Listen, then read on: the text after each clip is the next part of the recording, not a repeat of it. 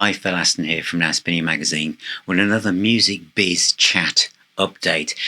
And I felt I had to do a quick video on this particular subject because it's probably a real opportunity, focal point to look at the health of the physical music market.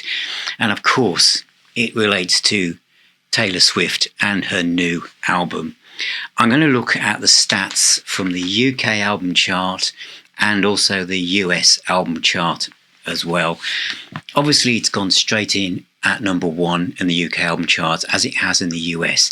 Now, you know from when I do these updates that sometimes to get to a number one album in the UK can take anything from 18,000 copies to around an average of about 25,000. You do get outlier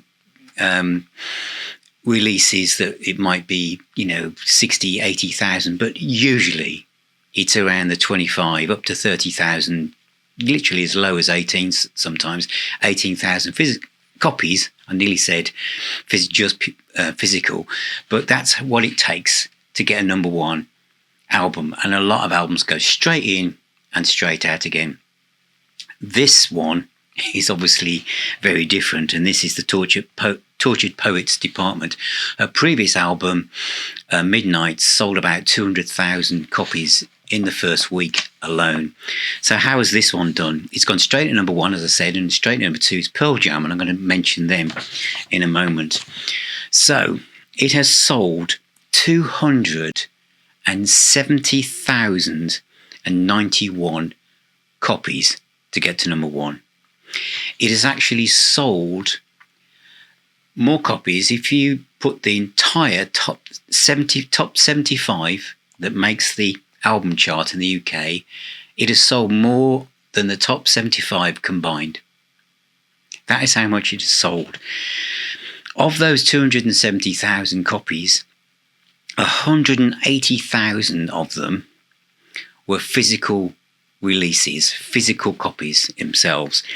There were 10,948 downloads, and streams accounted to 78,907. So I can break that down even further. So out of that 180,236 physical copies, 109,392 were CDs.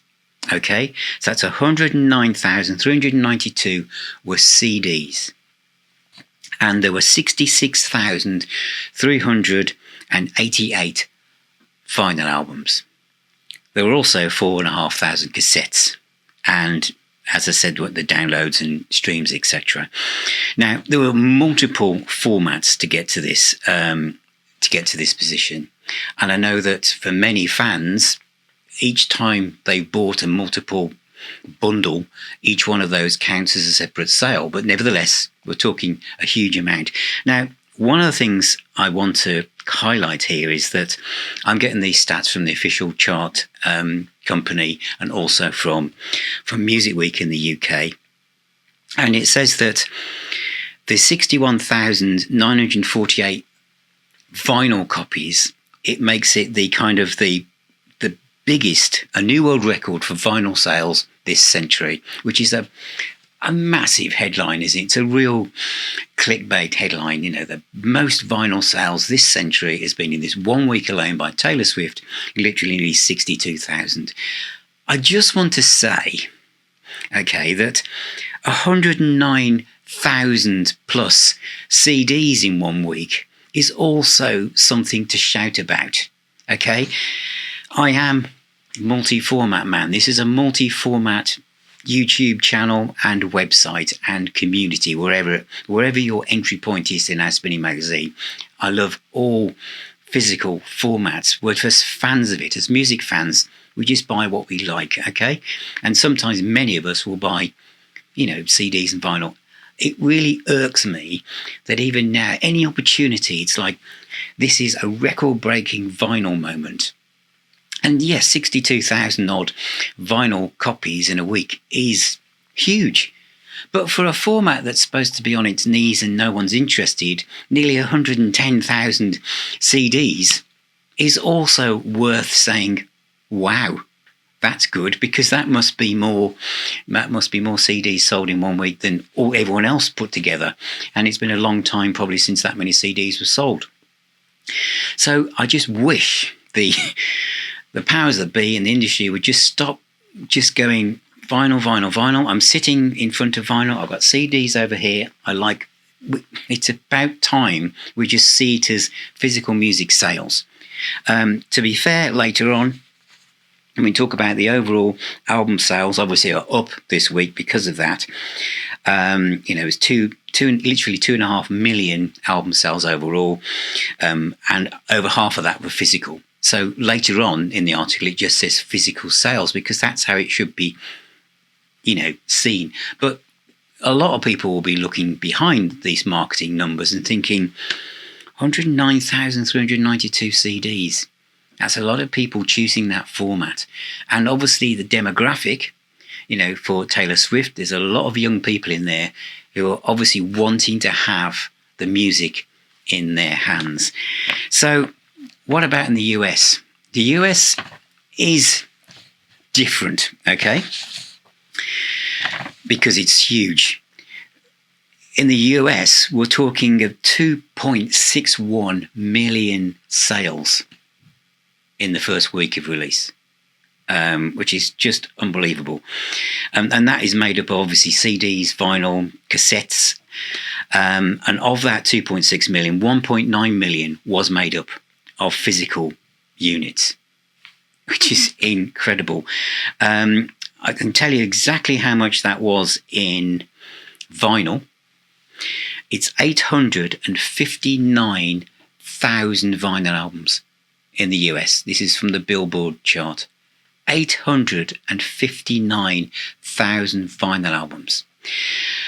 Based on my rough calculations, which is obviously going to be higher, looking at the percentage, it's going to be higher than the number of CDs sold, but based on my statistical analysis, there were still over 500,000 CDs sold of this album at the same period.